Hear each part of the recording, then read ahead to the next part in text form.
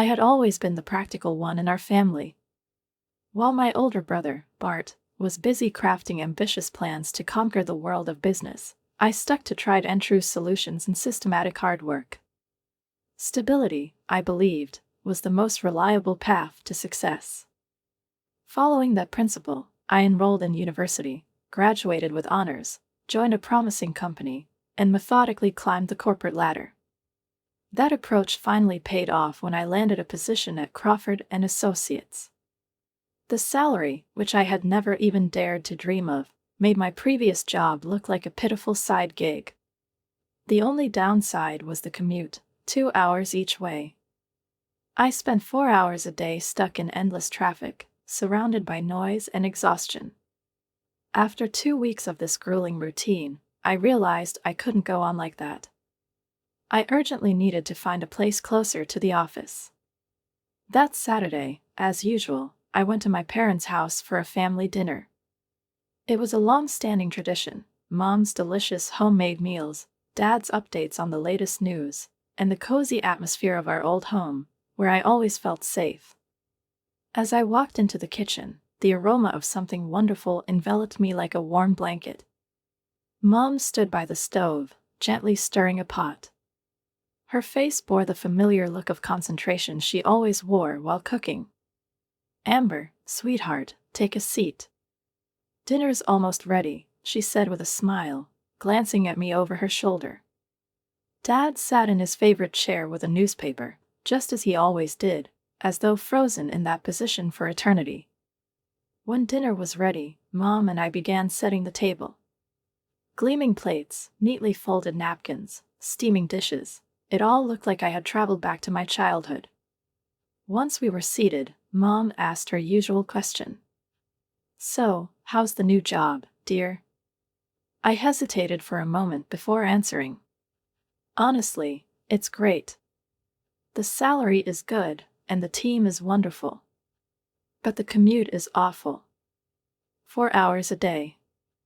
I've already started looking for a place closer to the office." That's when I noticed my parents exchange one of those meaningful glances they often shared when they had something to say. Mom wiped her hands on her apron, as though preparing for an important conversation, and looked at me. "You know, Amber, we might have a solution," she said. "Do you remember Grandma Helen's apartment?" Her words stunned me. Of course, I remembered the apartment. Small but cozy, with large windows that flooded the rooms with sunlight. The balcony, where Grandma grew her beloved petunias, was a peaceful oasis. I'd spent so many happy childhood days there. "You mean that apartment? The one with the green gate?" I asked, still not quite believing my ears. Mom nodded. "Yes, that one. Our tenants moved out last week. It's empty now. And the best part? It's only a 5-minute walk from your new office." I nearly dropped my fork. "But how much will it cost?" I asked, trying to sound nonchalant, even though my heart was pounding with excitement. Mom named a price, and I barely managed to keep my expression neutral. The amount was ridiculously low, especially for that area. "We'd give you a family discount, of course," she added with a smile. "I'll take it." I blurted out, not even thinking about negotiating. It was the perfect solution. "Well, that's settled then," Dad chimed in, finally looking up from his newspaper. "Now, Amber, have you heard how your brother is doing? He just signed deals with 3 major clients for his company." As soon as the topic shifted to Bart, I knew it would be a long discussion. My parents loved recounting his successes, which always sounded like chapters from a book titled How to Be the Perfect Son. Bart's courier business was indeed thriving. He had taken risks, started from scratch, and was now reaping the rewards. I sat there nodding along to their stories, but deep down, that familiar ache surfaced, the feeling that I was always living in his shadow. Bart was the golden child, the bold dreamer, the one who did everything on a grand scale. And I was just Amber. Moving day flew by in a whirlwind. Everything felt chaotic, movers carrying boxes, the clatter of dishes wrapped in newspaper, and my own disorientation amid the hustle. But the real shock hit when I stepped into Grandma Helen's apartment with the first box in hand. The apartment looked as though time had stood still for decades and then suddenly rewound. The walls, covered in faded floral wallpaper, were peeling at the corners, revealing old plaster beneath. The ceiling bore strange stains, likely remnants of long-ago leaks. The only piece of furniture in the room, an old couch that seemed to have survived several generations and maybe a few wars, stood in the center like a relic of the life that once thrived here. I set the box down on the floor and looked around. The space that had been so familiar from my childhood suddenly felt foreign.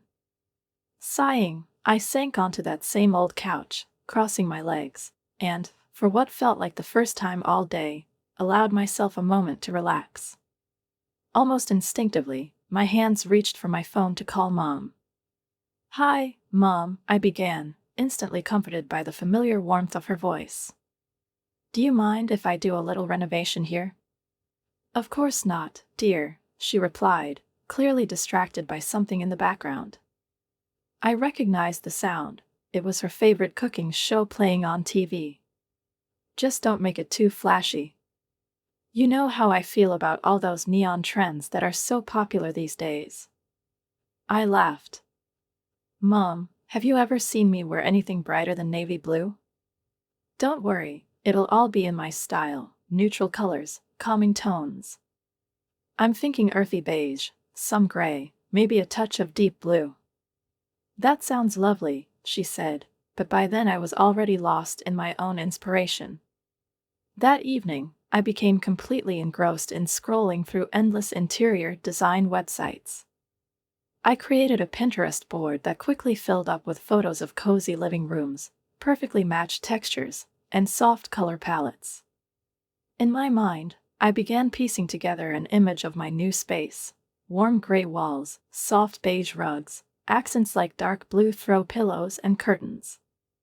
Everything had to be understated yet elegant, a reflection of me.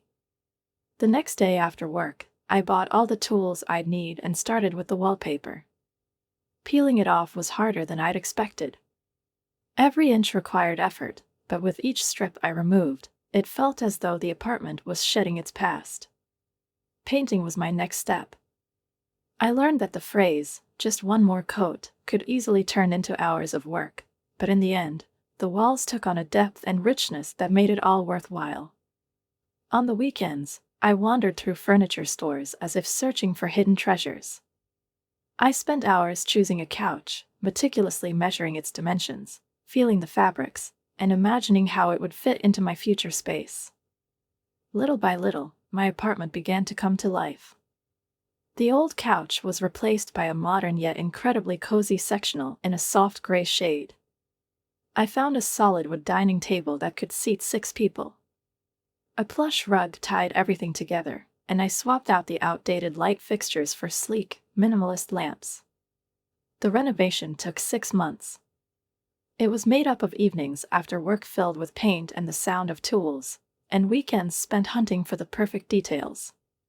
But one day, as I looked around, I realized it was done. Sunlight streamed through the new white curtains, gently illuminating the room. This was my apartment, my little accomplishment. A lump rose in my throat. That same day, I invited Mom over to see the result. She walked in and stopped in the doorway, looking around in surprise. "Well, you've really outdone yourself," she said, running her hand over the new kitchen countertop as she passed by me. I watched her with bated breath as she inspected every room. Her hands brushed over the perfectly smooth walls, lingered on the patterns of the wallpaper in the bedroom, and tested the sturdiness of the dining table. Her silence felt endless. "Amber," she finally said, turning to me, "this is wonderful." I froze, stunned by her words. Mom rarely gave compliments, especially to me. But in that moment, I saw genuine admiration in her eyes. "Did you do all this yourself?" she asked, glancing around the living room. I nodded, trying to suppress the smile. Well, YouTube tutorials turned out to be incredibly helpful. She laughed, but then did something I hadn't expected. She hugged me. Not the usual quick, familial hug, but a real, warm, lingering embrace. "I'm proud of you, Amber," she whispered, and I felt those words light up my heart. 2 weeks after finishing the renovation, I headed to our usual family dinner, practically bouncing with excitement. I had received a long-awaited promotion. I was now a senior client manager, with a significant pay raise and my own team to lead. It was my small triumph, a moment I had been working toward for so long. I could almost hear Mom's words of pride in my head, imagining how thrilled she would be. As I walked into the house, the familiar aromas of dinner wrapped around me like a warm hug. Mom was bustling in the kitchen, stirring something in a pot, while Dad, as always, sat in his chair with a newspaper in hand. Everything was so familiar, so homey, but this time I felt like I was bringing something new to our traditional evening. We sat down at the table, and for the first few minutes, the conversation circled around the usual topics: how everyone's day had been, the weather, and, of course, a discussion of Mom's new recipes. Finally, in a brief pause, I couldn't hold it in any longer. "Mom, Dad, I have some great news," I exclaimed, trying to contain my excitement. "I got promoted at work."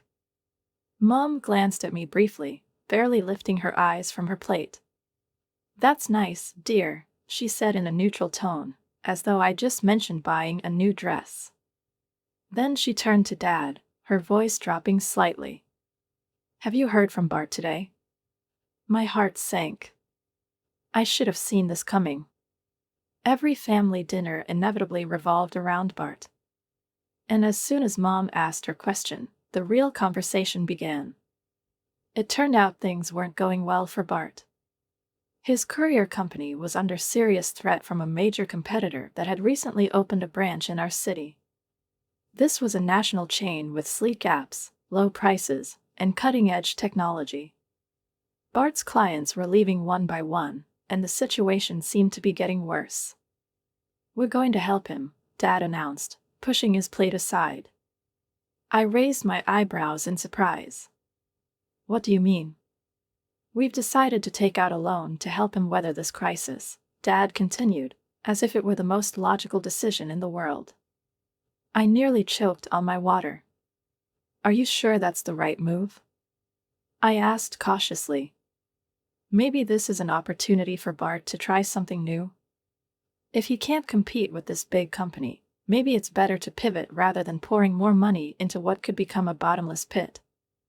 My words were followed by a deafening silence at the table.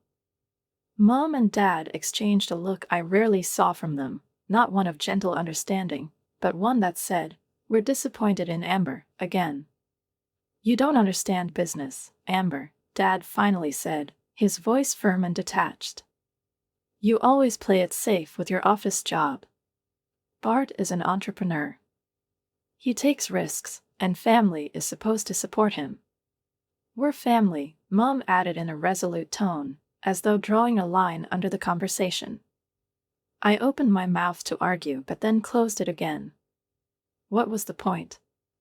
Their minds were made up. In that moment, I realized that I could discover the cure for cancer, and they'd still care more about how Bart's company was doing. The next 6 months felt like watching a car crash in slow motion. Mom would call me occasionally to update me on Bart's situation, even though I never asked. They'd taken out the loan, bought him new delivery vans, and helped lower prices to retain customers. But it was all in vain. The competitor kept expanding, attracting more clients, advertising its sleek app and next-day delivery promises. I watched it all unfold and knew exactly how it would end. And then, one day, the call I had been expecting finally came. "Your brother's company has gone bankrupt," Mom said in a strained voice. "He and Sarah have temporarily moved in with us until they can get back on their feet." I gripped the phone tighter, feeling that familiar wave of helplessness wash over me. "I'm sorry to hear that," I replied, because what else could I say? "I told you so." That wasn't what they wanted to hear. They'll be staying in your old room, Mom continued. Sarah is taking it particularly hard. You know how much she cares about her appearance, and now. Oh, I knew. My sister-in-law, Sarah, had always looked down on me. She never missed an opportunity to remind me that she was married to a CEO and flaunted it at every family gathering. Now that her CEO husband was without a company, I could only watch silently as their lives unraveled. That weekend, I decided to visit my parents. All morning, I tried to convince myself it would be just another family dinner, nothing out of the ordinary. But as soon as I walked into the house, I felt it. Something was different. The tension in the air was palpable, thick and sticky like fog. It clung to every corner, every piece of furniture, as if the house itself had absorbed the unease. Bart was sprawled on the living room couch, holding his phone in one hand and scrolling aimlessly. He didn't even look up when I walked in, offering only a half-hearted, "Hey," as if it took all the energy he had. Sarah, as always, sat perched in an armchair with perfect posture, as if it were a throne. At her feet sat an immaculately placed designer handbag that looked like it cost more than my monthly salary. When our eyes met, she gave me that look, the one I knew all too well. A mixture of disdain and superiority, as if I were something unpleasant stuck to the bottom of her shoe. "Amber, dinner's ready." Mom called from the kitchen, her voice attempting to sound cheerful, though I could hear the exhaustion underneath. We gathered at the table. I tried to convince myself the dinner would be quiet, but of course, that was just wishful thinking. As soon as we started eating, Bart launched into a speech, polished and rehearsed, like he was pitching to investors. "It was all under control," Bart began, gesturing with his knife in a way that looked more threatening than convincing. "We were growing, expanding. Then those corporate vultures came in with their fancy technology and endless money. They probably spent millions on marketing," Sarah chimed in, pushing pieces of potato around her plate as if it were some kind of ritual. "Small businesses just can't compete with that." "Exactly." Bart slammed his hand on the table so hard that the water glasses rattled. "They jack up their prices and crush everyone with their massive budgets. And those idiots at the bank. They didn't extend our credit line. Absolute morons. They have no sense for business." I sat in silence, feeling irritation bubble up deep inside me. The words slipped out before I could stop them. That's business. Competition is part of it. If you start a company, you have to be prepared for those risks. This time, the silence was truly deafening. Bart and Sarah stared at me as if I'd just suggested they drop everything and become shepherds in the mountains. Even Mom and Dad froze, with Dad setting down his knife and fork. "It's easy for you to say, with your cushy office job," Bart growled, finally breaking the silence. "You have no idea what it's like to run a real business." "I was only trying to," I started, but trailed off when I caught the warning look Dad gave me. Clearly, continuing wasn't worth it. I focused on my plate instead, moving peas around the edges in an attempt to calm myself down. Then Sarah's voice cut through the tension, cold and brimming with dissatisfaction. "I can't do this anymore." We all turned to look at her. "I need my own space," she continued, pretending not to notice the heavy stares directed at her. "No offense, of course," she added with a fake smile that fooled no one. "Hey, Mom," Bart said suddenly, his tone shifting to one of eager suggestion, like a puppet on strings. "What about Grandma's apartment? You still own it, don't you?" I froze, my fork suspended midair. "I live there," I said quickly, before Mom could respond. "And I've completely renovated it." "Oh, yes," Mom said, as if suddenly recalling something important. "Amber's done an incredible job with the place. It looks absolutely wonderful now." I noticed the exchange of glances between Bart and Sarah. It was quick, almost imperceptible, but something about it felt cold, calculated. A heavy feeling settled in the pit of my stomach, like a weight I couldn't shake. I tried to push the thought away. They wouldn't. Would they? On Wednesday evening, I was heading home after a long day, thinking only about having a quiet night in. Leftovers in the fridge and a new show I'd been meaning to watch seemed like the perfect way to unwind. My tired feet carried me to my apartment door almost on autopilot. But as I reached my floor, I stopped dead in my tracks. Voices. Familiar voices were coming from inside my apartment. For a moment, I stood frozen, trying to catch what they were saying, but all I could hear were muffled phrases. Fighting off a rising sense of panic, I slid my key into the lock and opened the door. What I saw left me completely stunned. Mom, Bart, and Sarah were standing in the middle of my living room as if it were their own.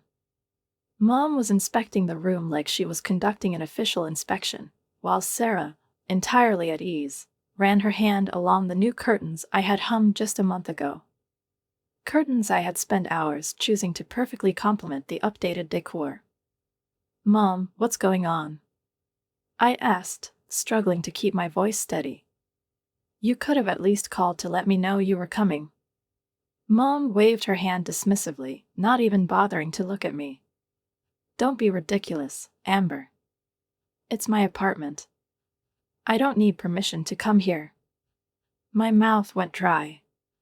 Something in her tone set off alarm bells in my head. Meanwhile, Sarah continued her self-satisfied tour of the apartment, inspecting every corner. She ran her finger along the new kitchen counter I had installed with my own hands, peeked into the bathroom I had recently painted in a soft gray, and gave a small approving nod when she noticed the built-in bookshelves in the living room. Finally, she sank onto the old couch I had decided to keep after the renovation, settling in with an air of complete satisfaction. "This is perfect," Sarah said with a syrupy smile that made my stomach churn. "We can move in next week." The world tilted beneath me, as if someone had yanked the rug out from under my feet. "Excuse me?" I took a step forward, my voice trembling. "This is my home. I live here. I renovated it. I'm the one who made this apartment what it is." Mom, who had remained silent until now, turned sharply to face me. Her voice was cold as ice. "I decide who lives here. But all the work I've done," I gestured around the room, pointing to the walls, the floors, every detail I had poured so much effort into. I painted the walls, replaced the floors, installed new shelves. I spent countless hours making this apartment feel like home. "Oh yes," Mom said with a crooked smile that sent a chill down my spine. "You've done an amazing job. And thanks to your improvements, the market value of the apartment has increased significantly." She paused, clearly savoring the moment, before continuing. "If you want to stay, the new rent will be triple what you're paying now." The world seemed to freeze around me. I felt the blood drain from my face. Suddenly, everything clicked into place. They had planned this. Mom knew I couldn't afford triple the rent, even with my promotion. My heart clenched with the realization. "You're trying to force me out," I whispered, barely audible, as if speaking the words out loud might break me. Mom shrugged, not even bothering to deny it. "If you can't afford the new rent, then you should probably start looking for another place." Her words cut like a knife. There wasn't a chance, not a single opportunity, to fight for my space. The decision had already been made. I stood there, unable to speak, as they headed for the door. Sarah was already on her phone, presumably making moving arrangements. Bart, who had stayed silent the entire time, didn't say a word even now.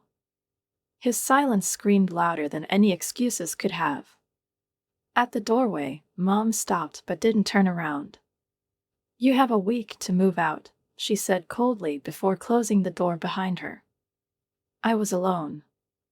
I stood in the empty living room that had once been my home. These walls I had painted with my own hands, the floors I had polished until they gleamed, The cozy corners I had created on countless evenings after work, they were no longer mine. The air felt hollow and cold, as though even the memories of warmth and comfort had left this place with me. The old couch sat alone in the middle of the room, the sole witness to my efforts to make this apartment a haven. I took a deep breath, closed the door, and slipped the keys into an envelope that I pushed under the door of my parents' house. My heart wasn't broken. It was burning. This wasn't an escape. It was my triumph, small, but mine. While my family likely imagined me sobbing into a pillow, cursing my fate, I was already sitting at my computer, scrolling through rental listings. It didn't take long to find the perfect place, a modern one-bedroom apartment just 2 blocks from my office. Yes, the rent was higher than what I had been paying Mom, but at that moment, I didn't care. The next day, I took my first sick day in 3 years. By 9 a.m., I was meeting with the landlord, Janet, a no-nonsense woman with a sharp gaze. When I asked if I could move in immediately, she raised an eyebrow but didn't object. Within an hour, I had signed the lease and paid the deposit. Walking out onto the street with the keys to my new apartment in hand, I felt something I hadn't experienced in a long time: freedom. Next, I called a moving company. I found one that could come the same day and spared no expense to book their express service. While waiting for the movers, I walked through the apartment, no, Mom's apartment, with a stack of sticky notes, marking everything I had bought with my own money. The sectional couch, mine. The dining table and chairs, mine. The bookshelves I had installed myself, mine. The coffee maker, the memory foam mattress, the TV, all paid for with my hard-earned money. And all of it was coming with me. When the movers arrived, I directed them with the precision of a conductor. Every item, every piece that made this place a home, was carefully packed and loaded. I watched as they wrapped my couch, boxed up my dishes, and carried out my table. This was my labor, my investment, and I wasn't leaving anything behind for those who had so easily betrayed me. By the time the movers left, the apartment was empty once more. It looked almost exactly as it had on the day I moved in: bare walls, cracked floors, and that old couch left in the middle of the living room. That couch now belonged to them. Let it serve as a reminder of how they had betrayed me, a symbol of their actions every time they sat on it. When I arrived at my new apartment, I wasted no time settling in. As the night wrapped around the city, I arranged furniture, hung curtains, and unpacked boxes. When everything was finally in place, I sat on my couch with a mug of hot tea and smiled. This space was smaller than the last, but it was mine. And no one could take it away from me. The next morning, hell began at 7 a.m. My phone rang as though someone had set off a fire alarm. First, it was Mom. Then Bart. Then Sarah. Then Mom again. The calls came one after another, relentless and unstoppable. I sat in my new kitchen, sipping coffee slowly, savoring the quiet around me. My coffee machine purred softly, as if offering its quiet support. It wasn't until the 6th call that I finally picked up. "How dare you?" Mom's voice practically exploded through the speaker. "The apartment is completely empty. Your brother and Sarah have nothing to sleep on but that old couch. You had no right to take all that furniture." I gripped the phone tighter and took a deep breath, trying to stay calm. "It's my furniture," I replied evenly. "I bought it with my own money." "But you've left them with nothing," Mom yelled. "He's your brother, Amber. Family is supposed to help family. Family is supposed to be fair," I countered, my voice steady. "And I'm done being the one everyone walks all over." There was a moment of silence on the other end. Then Mom, her voice slightly quieter now, said, "You're selfish." I didn't respond. For the first time in a long time, I felt like I was standing my ground, defending my space and my life. I ended the call and muted my phone. I took another sip of coffee, feeling an odd sense of peace despite the morning chaos. Deep down, I knew I had done the right thing. I had every right to take what was mine. I had receipts to prove I paid for everything. I'd even left behind everything that had originally come with the apartment, including that old, broken-down couch they seemed so happy to use. A few moments later, I got a notification of another call, followed by messages. This time it was Bart and Sarah, apparently teaming up to bombard my messenger. Sarah's messages were particularly nasty. "You spiteful witch. How could you take everything? You're just jealous because Bart is a real entrepreneur, and you're nothing but a worthless paper pusher." Bart wasn't far behind in his emotional outburst. "You've always been jealous of me, Amber. Selfish. We're going through a tough time, and instead of helping us, you're punishing us. Great job, sis." The messages kept coming, as if they were competing for some imaginary prize for who can hurt Amber the most. According to them, I was heartless, petty, cruel, and, my personal favorite, a soulless corporate drone who wouldn't recognize family loyalty even if it slapped her in the face. I read through the messages once, then closed the app. Responding was pointless. Instead of getting dragged into their drama, I threw myself into building my new life. My apartment was gradually becoming cozier. I hung paintings on the walls, arranged my books, and spread soft rugs across the floors. I was rebuilding from scratch, determined not to look back. A month passed. During that time, I didn't receive a single call or message from Mom or Bart. I tried not to think about them, but it wasn't easy. Sometimes thoughts about my family crept in at the most unexpected moments. I wondered if they had managed to furnish the apartment. Was Mom still making her famous lasagna for Sunday dinners? But every time, I forced myself to push those thoughts away. They had made their choice, and I had made mine. Exactly 1 month after I moved out, my phone rang again. Mom's number flashed on the screen. I nearly declined the call, but curiosity, and perhaps a lingering trace of hope, made me answer. "The rent payment didn't go through," Mom said without so much as a greeting. Her voice was cold and accusatory. I couldn't help but laugh. "Of course, it didn't," I said, trying to keep my tone even. "I don't live there anymore, remember? You kicked me out." "We expected you to keep paying," Mom snapped, her tone growing sharper. The laugh caught in my throat. "Excuse me?" I asked, certain I had misheard her. "We're going through a very difficult time, Amber," she said, as if that explained everything. "We're still paying off the loan we took out for Bart, and he can't afford to pay rent yet. Your family needs your help." I closed my eyes and took a deep breath, gripping the phone so tightly that my knuckles turned white.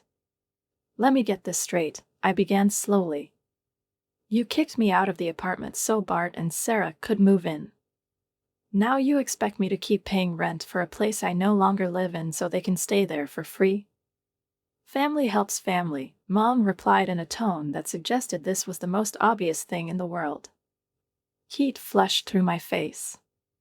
"You forced me out so they could take my place," I continued, my voice calm but simmering with anger. "And now you want me to pay for their comfort? You know how hard things are for us right now," Mom said, her tone turning plaintive. "We're struggling to make the loan payments, and Bart is still trying to get back on his feet."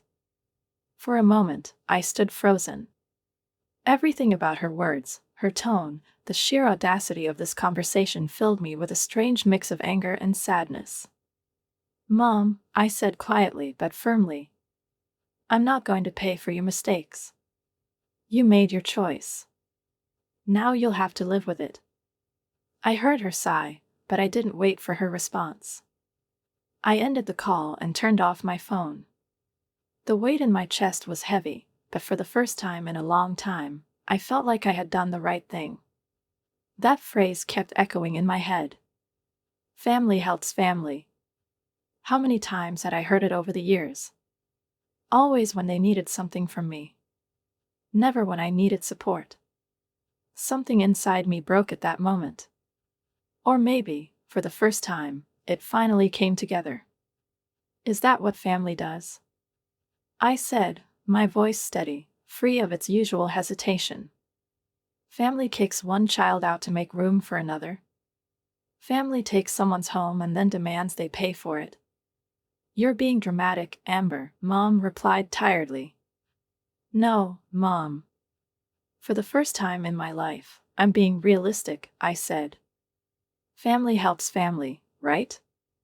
Well, guess what? I'm family too.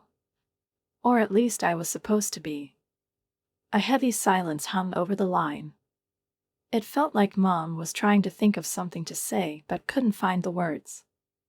When she finally spoke, her voice was cold and sharp. I'm very disappointed in you, Amber. I laughed, a bitter, almost liberating laugh. Funny, I said. I was just about to say the same to you. And that was it. I tapped end call and immediately blocked her number. Then Bart's. And Sarah's. I opened my messaging apps and blocked them there too. I went through all my social media accounts, blocking them on every platform I could think of. It felt like an amputation, but at the same time, I could finally breathe. Weeks passed. Then months. Through family gossip, mostly from my cousin Rachel, I heard bits and pieces of news. Bart, it seemed, had come up with another brilliant business idea, something about delivering organic produce or maybe pet food. Rachel wasn't sure. My parents had been going around asking relatives for money to fund Bart's latest venture, but most had refused. Even Uncle Derek, infamous for his usurious interest rates, had offered his services, though it seemed even my parents weren't desperate enough to accept. The last I heard, they were planning to take out yet another loan to finance Bart's latest project. Rachel told me all of this over coffee at a small cafe downtown. She watched me, waiting for my reaction. What do you think? She asked as I slowly stirred my latte. 6 months ago, I would have been horrified. 3 months ago, I might have exploded with anger. But now? Not my circus, not my monkeys, I said calmly, surprised to realize I truly meant it. Rachel smirked. You seem different, you know. Happier. I thought about my apartment, fully mine now and furnished exactly the way I had always dreamed. About my recent promotion, which I'd celebrated with colleagues instead of family. About the cooking classes I'd finally signed up for, which brought me real joy. I think I am, I said, smiling. Later that evening, I sat on my couch with a glass of wine in hand, watching the city light sparkle outside my window. Mom's words still lingered in the back of my mind. Family helps family. They had been right about one thing: family should help. But somewhere along the way, they had forgotten that help must go both ways. That love and support aren't a one-way street. That family should lift each other up, not enable the same mistakes over and over again. I took a sip of wine and smiled. I had better things to do than fix people who didn't want to change. Much better things.